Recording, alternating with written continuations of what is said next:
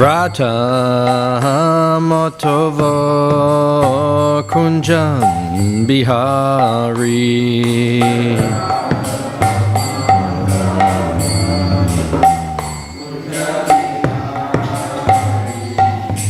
Gopi Jana Balaba Girivaradari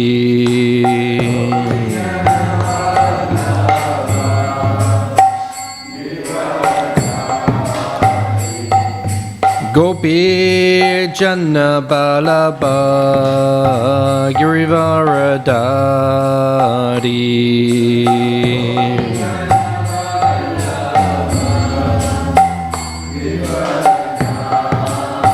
Yashodanandana Brajjanaranjana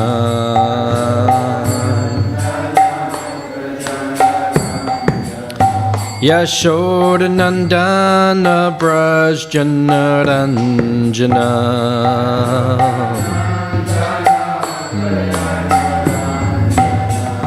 Jamuna Tirtha Banachari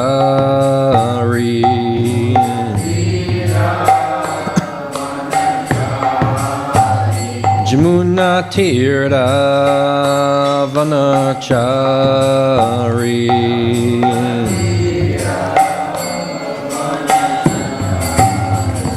Jaya Radha Motovo Kunja Bihari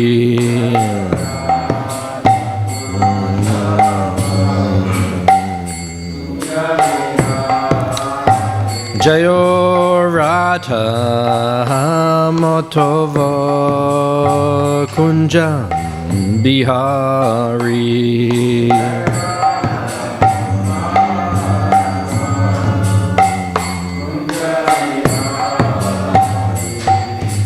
Gopi Jana Vallabha Girivaradari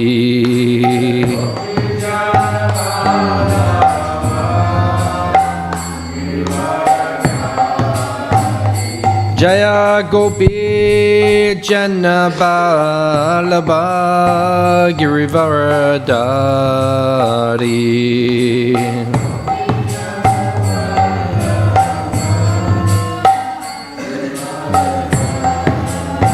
Yashodanandana Brajjanaranjana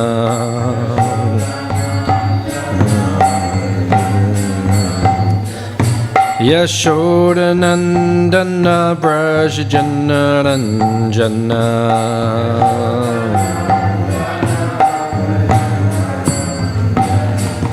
Jamuna Tirtha Vanachari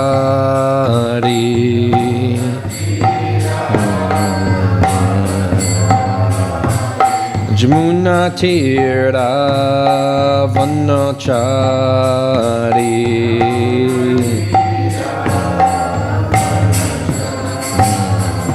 Jaya Radha Motovo Kunja Bihari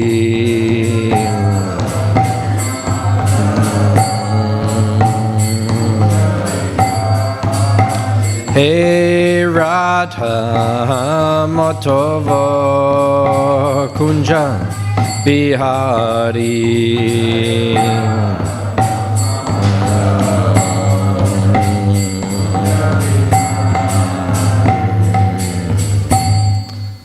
Jayam Vishnupad Paramahamsa Paragrajikacharya Ashtotalashata Śrīmad His Divine Grace A.C. Bhaktivedanta Swami Śrīla Prabhupada ki Anantakoti Vaishnava Brinda ki Grantharaj Śrīmad Bhāgavatam ki Jai Nitai Go Premanandi. O glories the assembled devotees, O glories the assembled devotees, O glories the assembled devotees. O glories to Sri Guru and Sri Gauranga.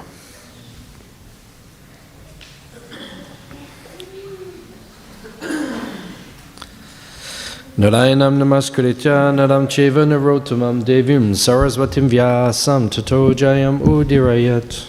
Om Namo Bhagavate Vasudevaya. Om Namo Bhagavate Vasudevaya. Om Namo Bhagavate Vasudevaya. Reading from Śrīmad Bhāgavatam, Canto 7, Chapter 7, chapter entitled What Prahlad Learned in the Womb, text number 46. Nurupya tam iha swarta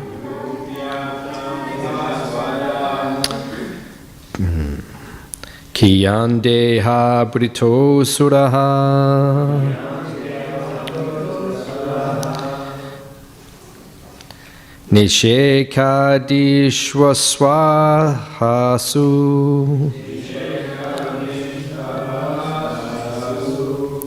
Klishamanasya kamabi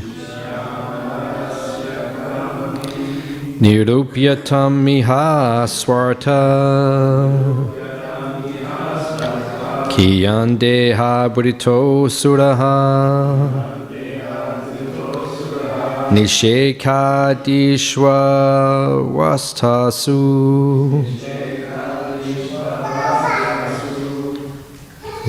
Klishamanasya kamabi Nirupyatam iha swarta Kiyandeha brito sura Nishekadishwa vastasu Klishamanasya kamabi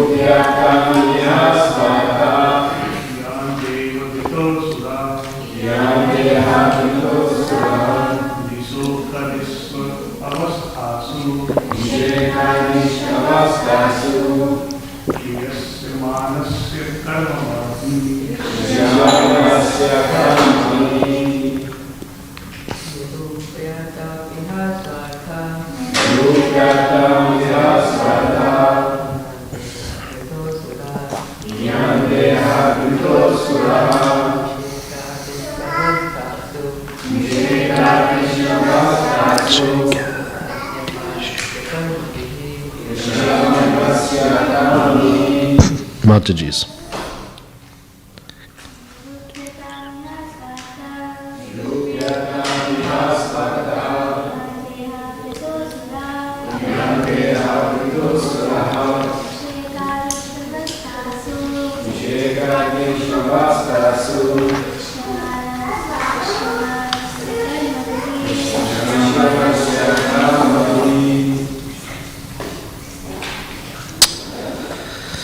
Nirupyatam, let it be ascertained. Iha, in this world. Swa-artha, personal benefit. And kiyan, how much? Deha brita, of a living entity who has a material body. Asura, or sons of demons. Nisheka adishu, beginning from the happiness derived from sex life. Avastasu, in temporary conditions. Klishyamanasya, of one who is suffering in severe hardships. Kamabi, by his previous material activities. Translation and purport by His Divine Grace A.C. Bhaktivedanta Swami Śrīmad Prabhupada. My dear friends, O sons of the Asuras, the living entity receives different types of bodies according to his previous fruitive activities. Thus he is seen to suffer with reference to his particular body in all conditions of life, beginning with his infusion into the womb. Please tell me, therefore, after full consideration, what is the living entity's actual interest in fruitive activities, which results in hardship and misery? Translation responsibly, my dear friends, O sons of the Asuras, the living entity receives different types of bodies according to his previous fruitive activities. Thus he is seen to suffer with reference to his particular body in all conditions of life, beginning with his infusion into the womb. Please tell me, therefore, after full consideration, what is the living entity's actual interest in fruitive activities, which result in hardship and misery? Purport. Kamana deva netrena jantu deho papataye. The living entity receives a particular type of body according to his karma, or fruitive activities. The material pleasure derived in the material world from one's particular body is based on sexual pleasure. Yan maitunadi grihamedi sukham hituchcham.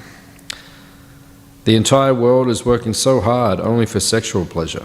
To enjoy sexual pleasure and maintain the status quo of material life, one must work very hard. And because of such activities, one prepares himself another material body. Prahlad Maharaj places this matter to his friends, the Asuras, for their consideration. Asuras generally cannot understand that the objects of sexual pleasure, the so-called pleasure of materialistic life, depends on extreme hard labor. Magyan timidandasya gyananjana shalakaya chakshun militam jena tasmai Shri Gurave Namaha. Shri Chaitanya Manobishtam Stapitam Yena Bhutale Swayam Rupa Kadamayam Dadati Swapadantikam Vancha Kalpatarubhyascha Kripa Sindhu Bhyevacha Petitanam Pavanebhyo Vaishnavebhyo Namo Namaha. Jai Shri Krishna Chaitanya Prabhu Nityananda Shri Advaita Gadadha Shivasadi Gaura Bhaktivinoda. Hare Krishna, Krishna Krishna, Hare Hare, Hare Rama, Ram Rama, Hare Hare.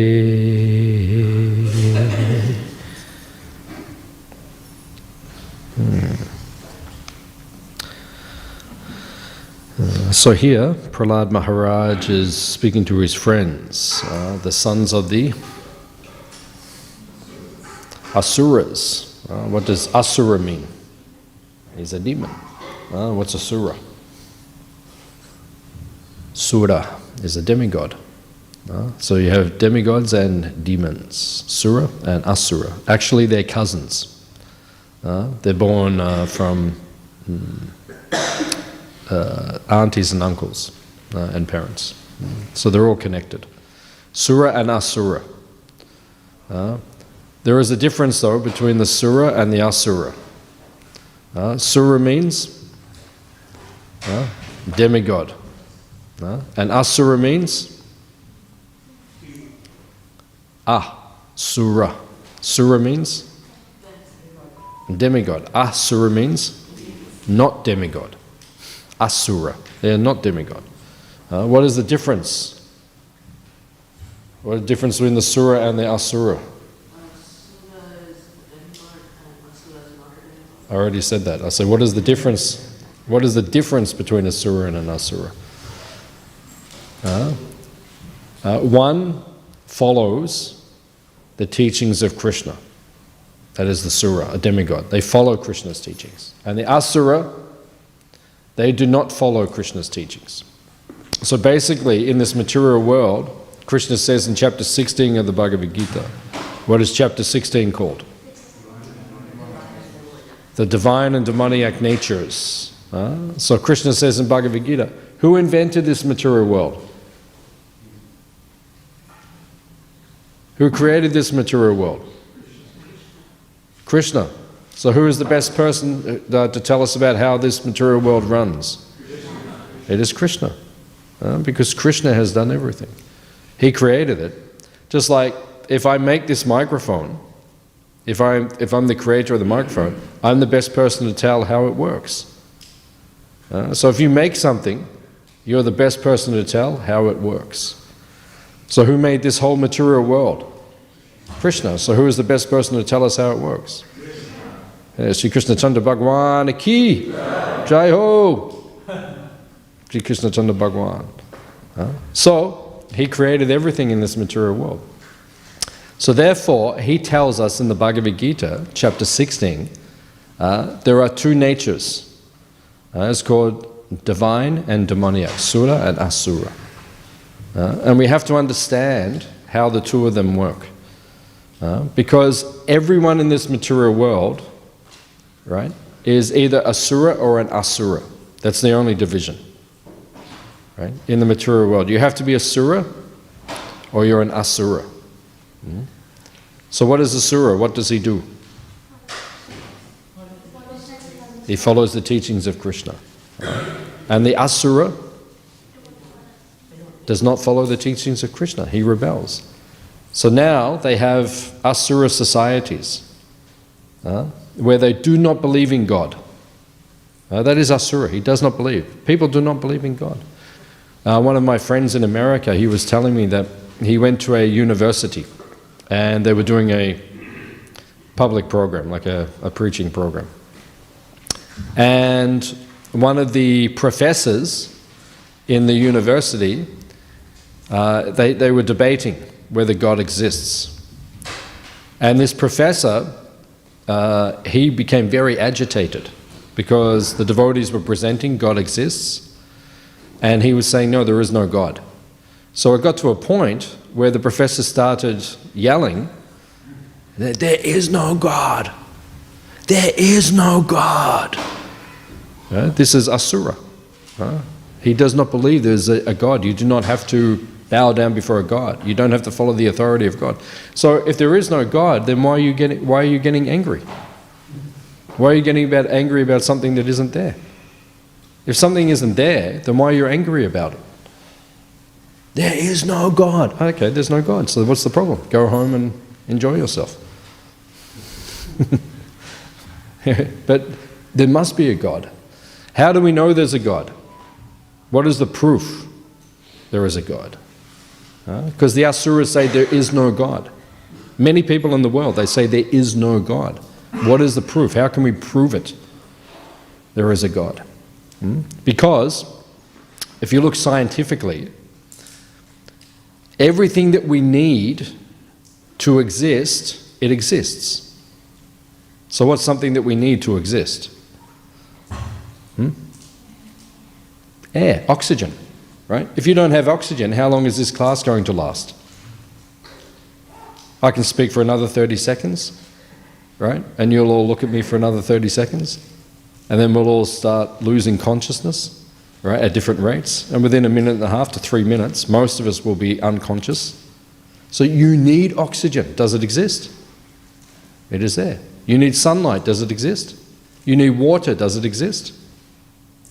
Right? You need the earth. You need food. Does it exist? Right? Everything we need exists. And people need God. Asuras say we do not need God, but it's not true. I was in Adelaide 1991 or 1992. I was sent there when I was a Brahmachari many, many years ago. I went back 2 times to Adelaide to do service in Adelaide. So I was there for about 1 year. So I was a Brahmachari, and then so I was distributing books one day. It was Saturday, I think. And then I was distributing books door to door, knocking on people's doors in Adelaide. And one elderly man, he opened the door. So, I was talking to him and distributing books and like that. And then he was in one of the wars. Now, this is 1990, so maybe he was in World War II. I can't remember which one, but he was in one of the wars. And he told me, this was his experience, he said, we were in the trenches fighting the opposite side, and then bombs started dropping. So none of us have ever experienced this. It's extremely scary. Extremely scary. We've never experienced war. Now war is like we're desensitized to it. We say, oh, the Ukrainian war. And we say, oh, today this many people died and, bombs dropped and like that, but we're desensitized. When you're actually in it, it's a very different experience. It's terrifying. So he said, they were all in the trench, and he said 50% of the men believed in God, and 50% did not. Some are atheists, some are... But he said when the bombs dropped, he said every man was on his knees praying. Every man. Even the one who said, I did not believe in God 5 years ago, right? When a bomb is dropping, you start saying, save me, save me. So we need God, right? We need oxygen, it's there. We need God. Atheists will say we do not need God because they may not need him at the moment, that's all. When things are going good in life, people say, oh, we don't need God, we forget God. Even we do this as devotees. As devotees sometimes, when things are going good, we slacken our relationship with Krishna.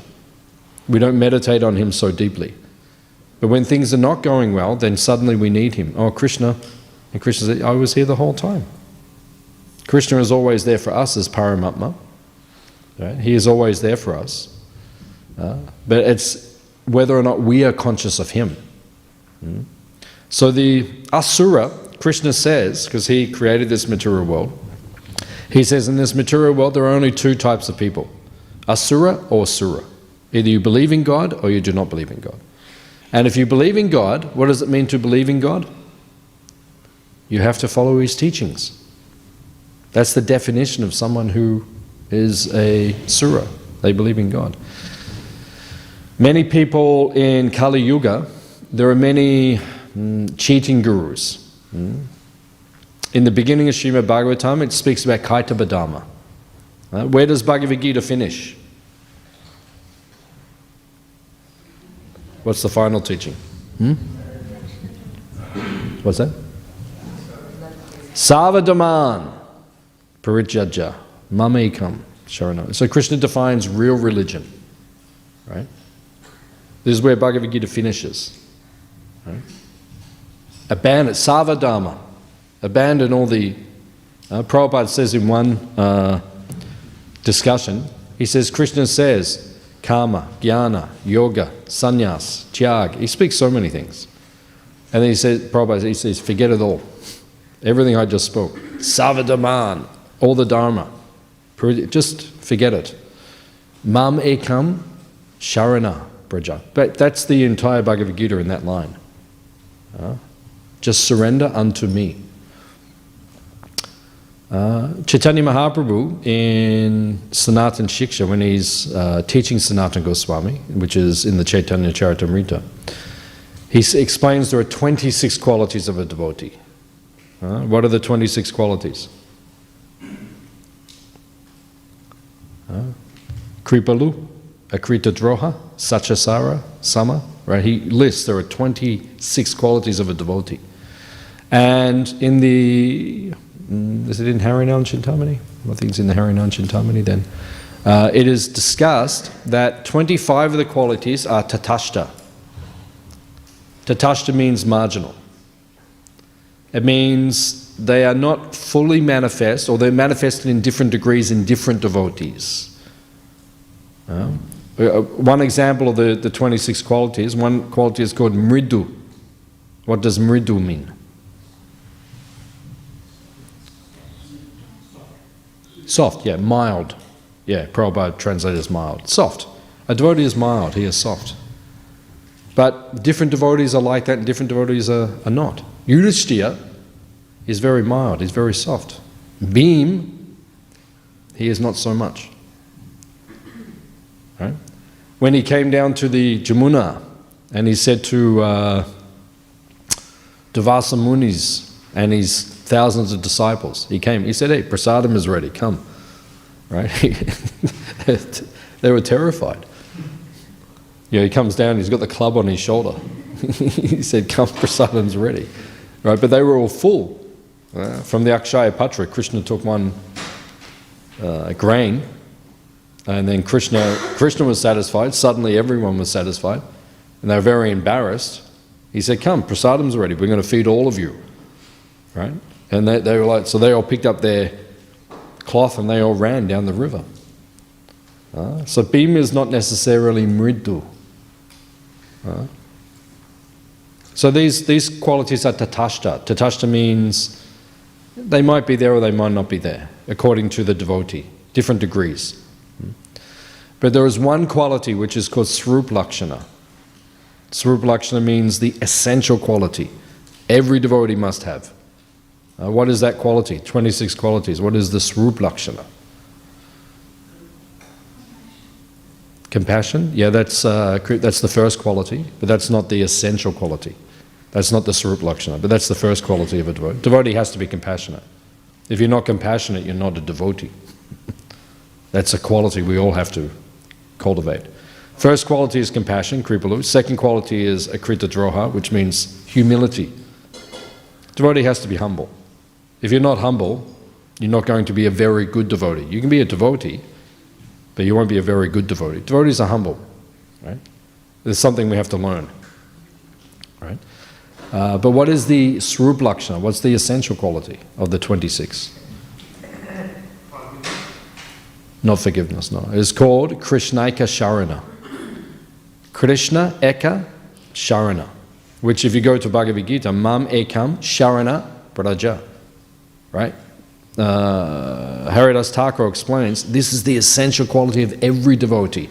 Krishnaika Sharana, Krishna Eka Sharana. You have to be surrendered to Krishna alone. No? Eka. Ekarupi. Ekarupi. Ekarupi. Now, you go to India, everyone says Ekarupi. Now they say Das Rupi. Even the beggars, Ek Rupi's gone. When I first started going, they'd walk next to you, the kids at Govardhan Hill. They'd say Ek Rupi, Ek Rupi. Now they say Das Rupi, Das Rupi. Because 1 rupee doesn't do anything anymore. You know, if you want a limca, then you have to, how much are they now? 20 rupees, I think. Yeah, prices have gone up. So Mam Eka. Eka means one. Right? You have to be focused on Krishna alone. Prabhupada actually says in the Gita, I think it's near the end of chapter 11, in the purport, then Prabhupada says we have to focus our mind on the form of Krishna alone. And he says not even the other incarnations. End of chapter 11, isn't it? Yeah. And Prabhupada says, do not divert your consciousness even to the other forms of Krishna. Just to Krishna in Vrindavan. Right? Brajendra Nandana, which is what Chaitanya Mahaprabhu was doing. It's what Srila Prabhupada was doing, actually. So this is our line. So we focus on Krishna alone. Mam Ekam, Sharana, Krishnaika Sharana, Sharana. Bhaktivedanta Thakur teaches about Sharanagati, one of his books. Beautiful verses. Sharanagati, Sharana. Sharana has 6 divisions. We have to surrender to Krishna, give Krishna everything. Krishna wants everything. In the Bible, it says God is a jealous God. Jealous means, when you're jealous, means you want the attention. Someone is giving the attention to someone else. No, I want the attention. You give it to me. That's jealousy. It says in the Bible, Krishna is a jealous God. Krishna said, no, you look at me. No, I'm looking at, no, you look at me. No, you focus on me. You serve me. And that's what we have to learn to do, because at the moment we get bahushaka hanantascha. At the moment where attention is all over the place. Sometimes it's Krishna, sometimes it's Maya, sometimes it's Bollywood, sometimes it's Netflix, sometimes it's AFL, sometimes it's Japati, sometimes it's, our consciousness diverts everywhere. Bahu shaka yanantascha. But then Krishna says in Bhagavad Gita, Vyavasa yatmika buddhi, ekeha kurunandana. Eke, vyavasa. That verse is significant. What is that? That's 241. Is it 241? Yeah, 241. That verse is significant. Prabhupada said when he read the commentary by Vishwanath Chakravarti Thakur on that verse, Prabhupada said it struck him. Right? That's significant. It struck him. Because how did Vishwanath Chakravarti Thakur define Vyavasa Yatmika Buddhi? What does Vyavasa Yatmika Buddhi mean? It means one-pointed intelligence. Very interesting. In Bhagavad Gita, chapter 2, how many times does Krishna use this term Buddhi Yoga? How many times? Yeah, I think it's a little bit more actually. It's around 10, something like 12 times or 13 times or something. Buddhi Yoga. Does he use that term in the rest of the Bhagavad Gita?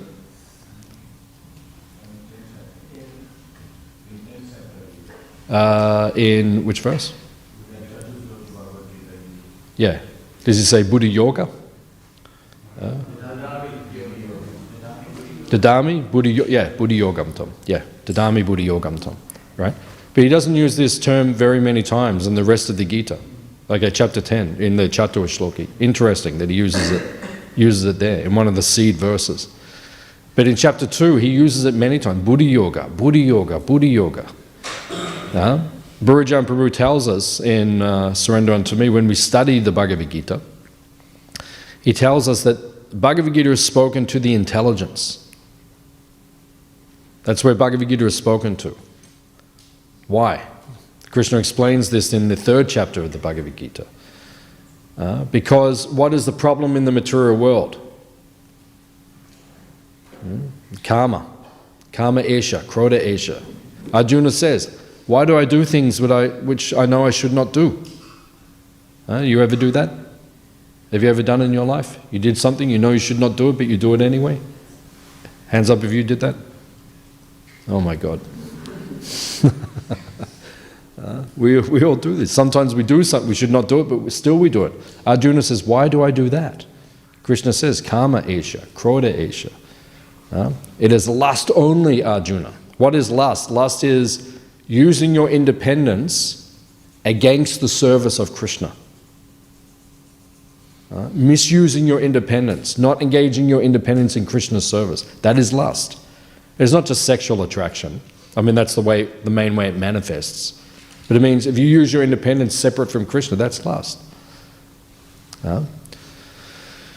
Prabhupada says in one lecture, Prabhupada says, public enemy number 1. Who is public enemy number 1? Osama bin Laden.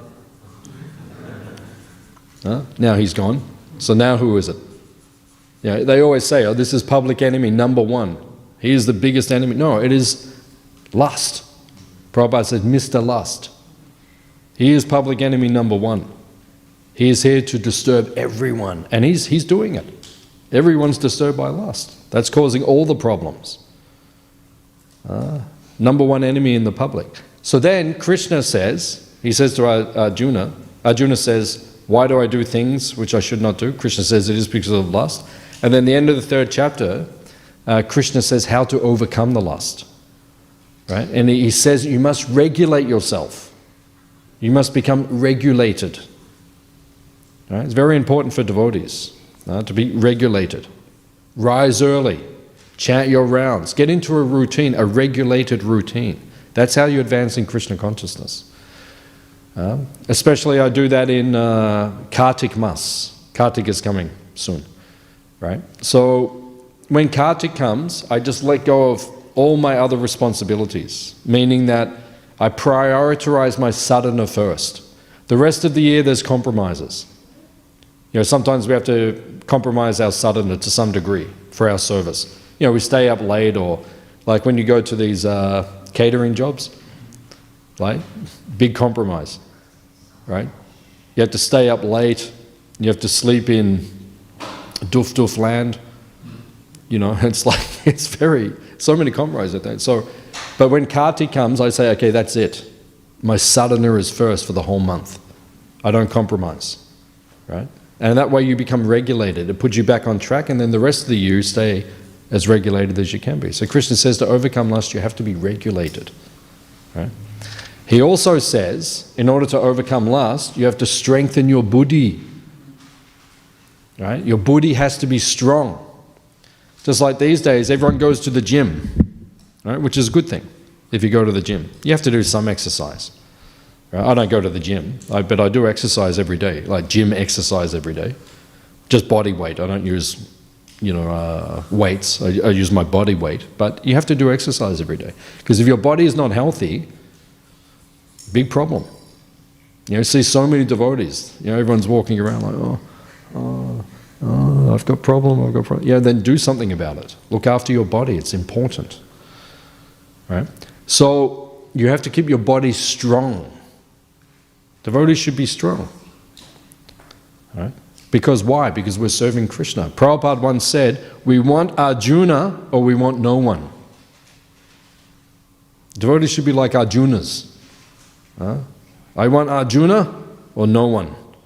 You have to be strong in Krishna service, like you little Arjunas. The 4 Kumaras. You have to grow up strong so you can serve Krishna. So, your intelligence has to be strong. Buddhi yoga, Krishna says, you have to make the intelligence strong. How do you make the intelligence strong? By hearing Shastra. That's how the intelligence becomes strong. Because then when the mind becomes lusty, and the mind says, I want to enjoy separate from you, the intelligence says, okay, just relax. Right? He grabs the mind. He has control of the mind. He says, okay, you feel like that, but we're not going to act on it. That's Rupa Goswami's definition of pure devotional service. It doesn't mean that we don't have material desires. We all have material desires, but we don't act on them. That is pure devotional service. Right? So therefore, we have to learn to control the mind. Vyavasayatmika buddhi. Right? Intelligence has to become strong. So Prabhupada read that commentary by Vishwanath Chakravarti Thakur on that verse. So that verse, it says the intelligence has to be fixed. Ekeha kudunandana, fixed on Krishna. So then Vishwanath Chakravarti Thakur commented, and Prabhupada said it struck him. He said, this means that for the disciple, his consciousness is always fixed in the order of the spiritual master. Right? That's what it means, vyavasayatmika buddhi, fixed intelligence, fixed on the Guru's instruction. Right? Maybe the Guru gave you some personal instruction. If you're very fortunate, you got personal instruction from Guru. But Prabhupada had thousands of disciples. It wasn't like they all got personal instructions from him. But everyone is instructed by Prabhupada through his books. All of us are instructed by Prabhupada through his. That's why we have to read Prabhupada's books on a daily basis. That's why we have Bhagavatam class. So we fix our intelligence. After Bhagavatam class, your intelligence should be fixed in Krishna's service. Actually, Srila Prabhupada said that his books supersede all of his other instructions, because we have Prabhupada's letters, right? We have his room conversations. There are different things. But what Prabhupada himself said, my books supersede everything else. Because sometimes Prabhupada would write a letter to one of his disciples, and he would give an instruction. And then someone else would read the letter and say, oh, Prabhupada said, and then it came back to Prabhupada. Prabhupada said, no, I was speaking to that disciple. Doesn't necessarily mean that that instruction was for everyone. But whatever's in Prabhupada's books, that is for all of us. Everyone. You have to follow whatever he says. And mostly what he says in his lectures and his room conversations and his letters, mostly that applies to us, but maybe not everything. So how do you make your intelligence strong? How does your intelligence become strong? How does it become fixed in devotional service? How do you make your buddhi strong? Chanting. This guy's not even listening. I just said, your intelligence becomes strong by listening. You guys got to listen. The 4 Kumaras, you're engaged in your personal pastimes. Not even listening. Hare Baba. Chanting? Yeah, we say chanting for everything. Someone says, how do you become more fixed up? Oh, chanting. How do you overcome lust? Oh, chanting. How do you get more prasadam? Oh, chanting. Right? Everything chanting, chanting. Answers everything. It's actually correct, but in this circumstance, your intelligence, Krishna says, chapter 3, your intelligence will become strong by hearing. Okay? And chanting. Shravanam kirtanam. Then your buddhi will become strong. So we have to make the intelligence strong, because lust is very powerful in this world. Prabhupada said public enemy number 1. Whole world is under control of lust. It's a big problem. It's a big problem. No? So one quality of the devotee is the most important. Krishna Ekasharana. Krishna Ekasharana. Right? We're meant to be surrendered to Krishna. Right? Sharana. How do you become surrendered to Krishna? By chanting. Yeah, by hearing, by taking prasad, by following the process of bhakti. Then you'll become surrendered. That's our goal. Because we don't want to be an asura. You want to be sura, you want to be demigod. Because Krishna says in the 16th chapter of Gita, there's only 2 types of people in the universe. You're either sura or asura. However, in Kali Yuga, they are in the same body. In Satya Yuga, the Sura and Asura are on different planets. You've seen in the Bhagavatam, sometimes it says the Asuras, they live lower place in the universe, and the Suras, the demigods, they live in higher place. You read in Bhagavatam, sometimes the Asuras attack Swaga. They come from one planet to another, they attack. So in Satya Yuga, everyone's in different planets. Then Treta Yuga, they're on the same planet but different countries. In Treta Yuga we had Ramayana, different countries. Asuras, Lanka. They were living in Sri Lanka and South America, Argentina. Is that your country? No. Argentina. That's Nanda's country, right? Yeah. Argentina. They were living in that part of the world. Peru, Brazil, that area, right? So the Suras on one country, and the devotees were on the other country, in Bharatvash, right? And then they had to cross the ocean to fight. And then in Dwapara Yuga, it says the devotees and demons in different families. So that's Mahabharata, right? Pandavas in one family, Kauravas in the other family. Right? So then they're in different families. And then in Kali Yuga, it says that the devotee and the demon are in the same body. That's a problem. Because we wake up in the morning, sometimes I say this to myself. When I wake up in the morning, I say, okay, who is it? Who's there? Is it devotee or demon today? Who's there? Are you enthusiastic to serve Krishna? Or do you want to avoid Krishna? Sometimes it's like that. Does that make sense? Does anyone experience that?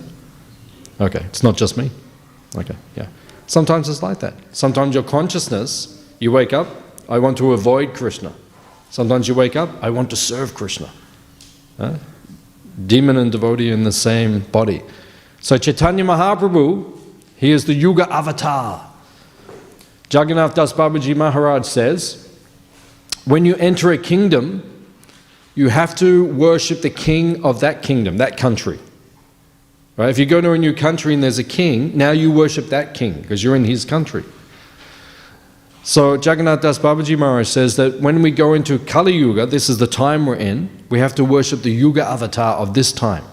That is Sri Chaitanya Mahaprabhu, Gauranga.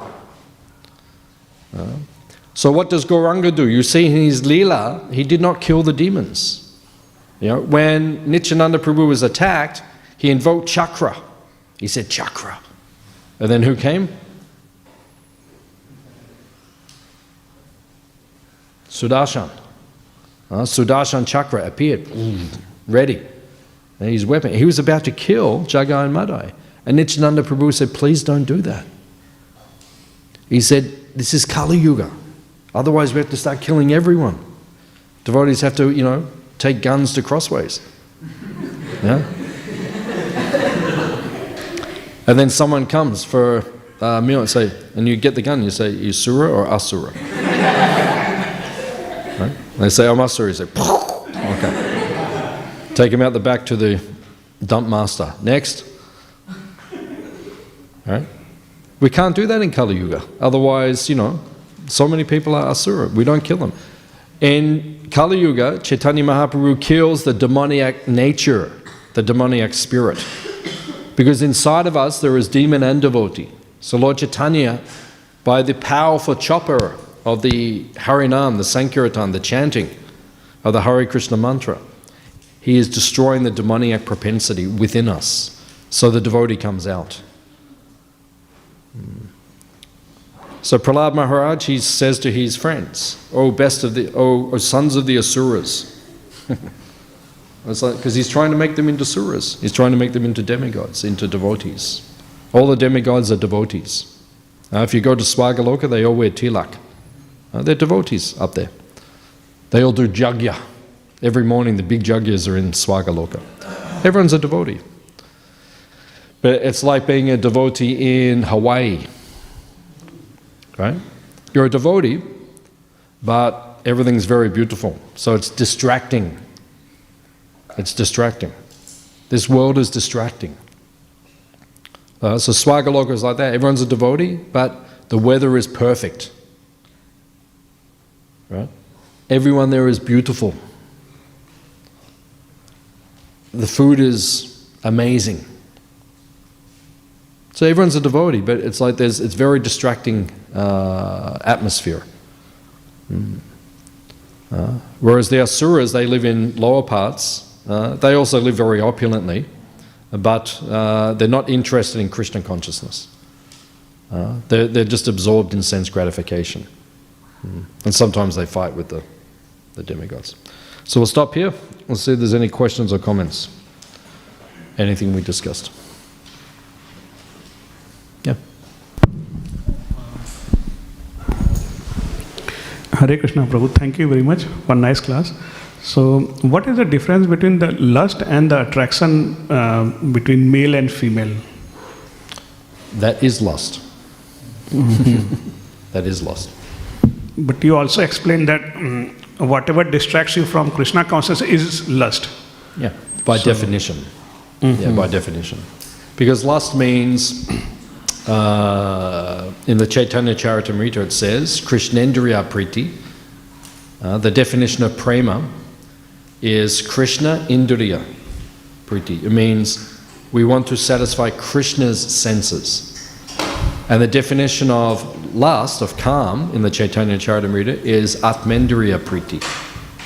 Atma Indriya. You want to satisfy your senses.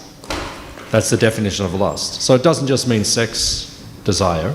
That's the main way that it manifests. But anyway, when you want to satisfy your senses. When Prabhupada said, if you say, I want, Prabhupada said that is sense gratification.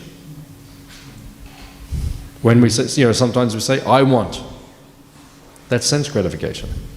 Now my Guru Maharaj said to me one time, he said, who cares what you want?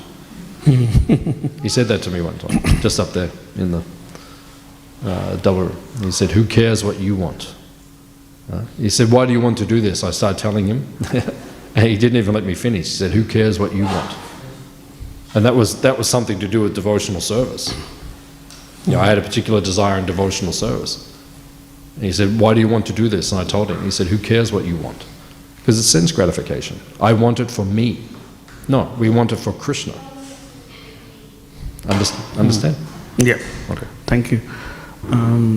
Yeah.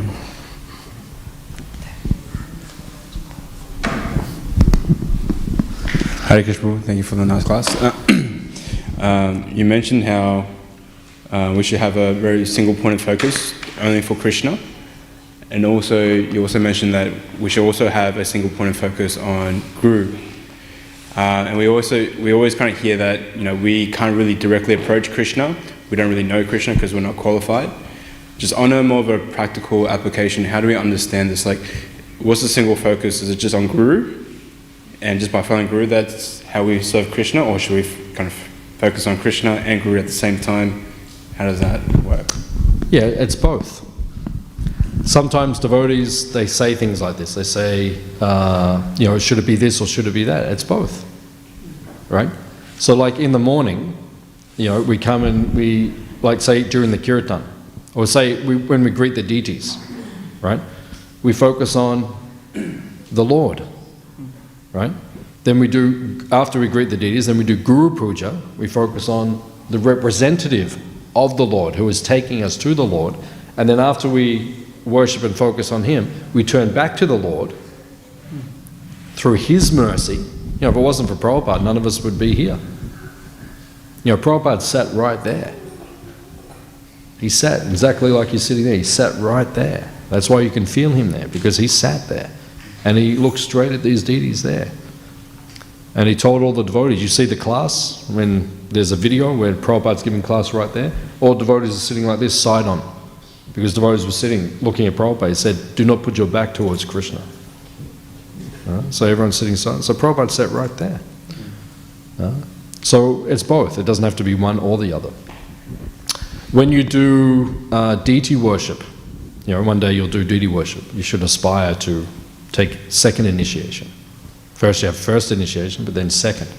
Everyone should aspire like that. So then you do deity worship. Before we do deity worship, we do Buddha Shuddhi, which means we purify our subtle body, our mind, right? And we meditate before deity worship. I am the servant of my Guru, right? And it says that we meditate on the Guru in a young golden body. Because in the spiritual world, no one's old. Young golden body. And you meditate the Guru like that. And you meditate, I am your servant. Now, let me assist you to serve your Guru, and eventually to serve Radha and Krishna, or Gaura and Nitai. That's how we meditate like that. So it's not one or the other, it's both. But you have to know the system. We don't go straight to Krishna. That's why whenever we do deity worship, we always have a picture of the Guru. And you meditate first, you take permission, then you worship Krishna. Gopi Bhatu, Pada Kamalayo, Dasa Dasa, Anudasa. We are just Dasa Dasa, Anudasa. We are servant of the servant of the servant. One time Bhurajan Prabhu said he was meditating on that I am Dasa Dasa, Anudasa. And then he said he was meditating on that, and then he thought, do I really want to go back to the spiritual world? Where I'm servant of the servant? Because we all like to be prominent. We all like to be, when the Guru's around, everyone wants to be close to the Guru. But in the spiritual world, we're not always going to get close to Krishna. Sometimes we will, but we're not always. We're always going to be like servant of the servant of the servant. And we have to be happy with that, because that's our constitutional position.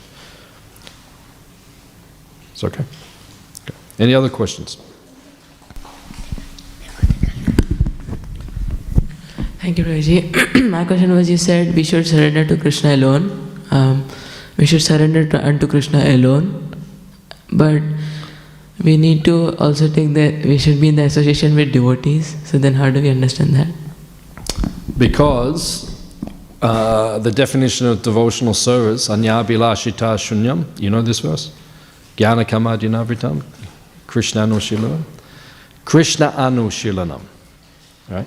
Krishna anushilanam, right? So devotional service means we have to worship Krishna, and we have to follow Krishna. But Krishna Anu means to follow. And to follow means, as we said, to be the servant of the servant. And when we say Krishna, the word Krishna, it always means Krishna and his devotees. So we never think just Krishna, we think Krishna and his devotees. And then Krishna says to Arjuna in the Adi Purana, Krishna says, one who says he's my devotee, he is not my devotee. But one who says he's the devotee of my devotee, he is my devotee. So that's how we think. When we worship Krishna, we always think, I am Krishna's servant. I am the servant of his servants. That's how we think. So when we say Krishna, it always means Krishna and all of his devotees. And that's all. Please come again. See the 4 Kumaras soon. Well, that's it. Okay. Thank you for the nice class. Prabhuji, you mentioned how we should meditate on one form of Lord Krishna, which is the 3 pending form. So Prabhu, then why do we hear like so many other incarnations of the Lord? Like since long we've been hearing one Nrsimhadev. And I've also heard in your lectures you said that Nrsimhadev is like the most dear incarnation of all the devotees. So how do we understand this? Yeah. So it means that Prabhupada and Sri Chaitanya Mahaprabhu, they're saying we should meditate on our Ishtadev.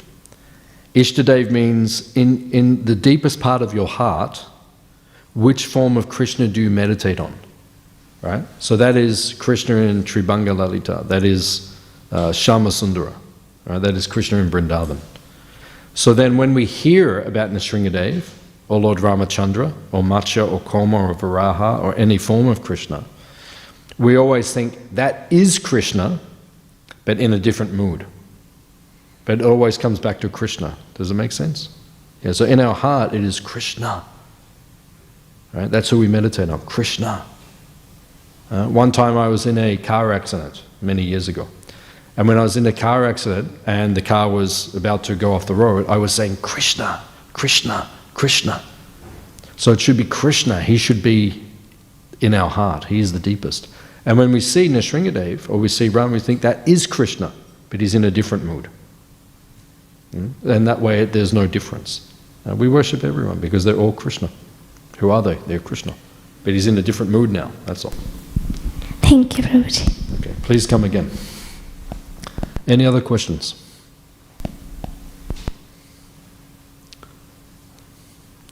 In the material world, are there any other questions? In Kali Yuga, any other questions? You have a question? Okay, great.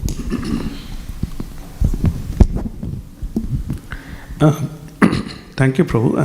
As you also quoted Goswamis from Charitamrita that material desires will always be there, but should not act on it, then whatever you do is a pure devotional service. Yeah.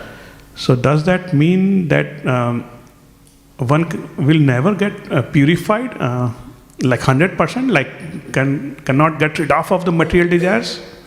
In the material world, Prabhupada once said to Tamal Krishna Maharaj, he said, just give one life to Krishna. Actually, he said, just give one life to Chaitanya Mahaprabhu. And then at the end of your life, whatever is lacking, Lord Chaitanya will cover that and he will take you back to Godhead. Mm-hmm. So just do your best. Prabhupada once said 70%. So just do your best. You know, if you can get that far, then Lord Chaitanya will help you. Mm-hmm. Wow. Okay. Great motivation. Thank you. Yeah. Anything else? Hare Krishna, Prabhu.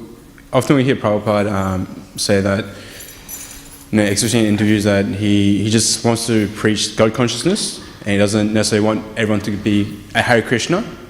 He's just trying to teach people the science of love of Godhead. So even if you're a Christian or Muslim or things like that, what is the destination of these people who are in different faiths who develop some sort of bhakti in their worship? Prabhupada said that a Christian, he can go as far as Swagaloka. That's as far as he can go. Swagaloka, heavenly planets. But if you want to go back to Vaikuntha or Goloka, you have to follow the Vaishnav tradition. So it means they can be born, if they're very God conscious, they can go to Swaga, which means they'll be with Vaishnavas, and then from there they may come back to earth and join the Vaishnav movements, and then they can go back to Krishna. But yeah, you can't go back to Godhead fully unless you go into one of the Vaishnav Sampradayas. So you're in the right place. Yeah, thank you for coming. Any other questions? Yeah. Hi Krishna. We are studying Canto 3 in our Bhakti Vaibhav class, and we are reading Creation. Who's the teacher? Shri Krishna Das Prabhu. Yeah. So in one of your lectures I heard that this topic of creation is very complex, and even reading it again and again we don't fully grasp it. So when I'm reading through the purports and translations, sometimes I feel like I should just brush through them, and then I think, okay, let me try to understand them, and then I remember what you were saying, that we can't fully understand. So I'm just thinking, how much should I try to understand? When I taught the third canto many years ago, the Matajis in my course, in my class, they said, can we hurry up? Can we get to the fourth canto? Because fourth canto is where the pastimes begin again, Daksha Jagya, and there's Leela. So it's true. It's not everyone's inclination, because the creation is spoken of 3 times in the third canto. 3 times. And it's very long, and it's very deep, and it's very, there's a lot of, it's very intricate. And not every devotee is inclined or inspired, to study that deeply. So study it as well as you can, but then the fourth canto will come soon, and then the pastimes will begin again, and then it will be easier, because why do we have Puranas, especially in Kali Yuga? We're more attracted to the stories than the philosophy, most people, because it's easier for us to digest. So that's okay if you're feeling it, but study it as nicely as you can, but then the pastimes will come. And then when you're taking rest, just before you take rest, Prabhupada said, read Krishna book. Because then there's pastimes, it's very sweet. And Prabhupada is so expert, he puts all the philosophy inside the pastimes. Like that, so. Thank you. Okay. Yeah. Any other question? Okay, Srila Prabhupada ki.